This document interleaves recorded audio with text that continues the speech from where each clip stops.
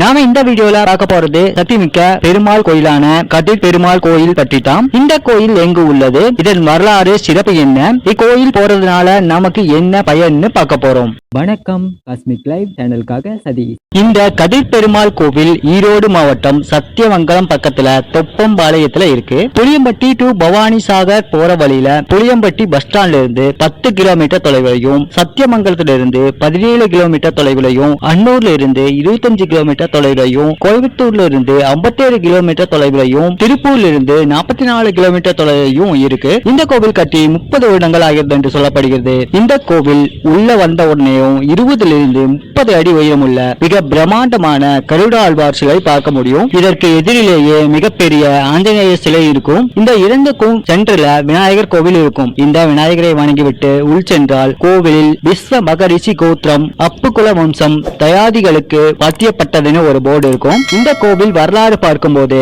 இந்த கோவில் கட்டுவதற்கு முன்பாக பண்ணாரி அம்மன் கோவில்ல ஒரு குறிப்பிட்ட தினத்துல விழா எடுத்து கொண்டாடி வந்தாங்க. வீடியோவை ஸ்கிப் பண்ணாம கடைசி வரைக்கும் பாருங்க.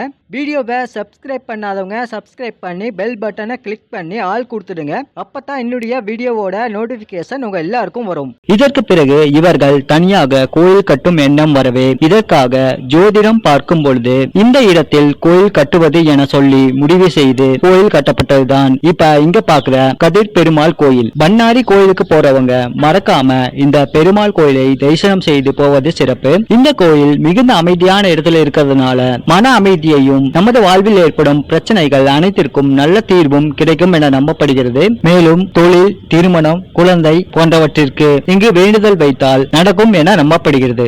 இந்த வீடியோ பிடிச்சிருந்தா லைக் பண்ணி கமெண்ட் பண்ணிருங்க.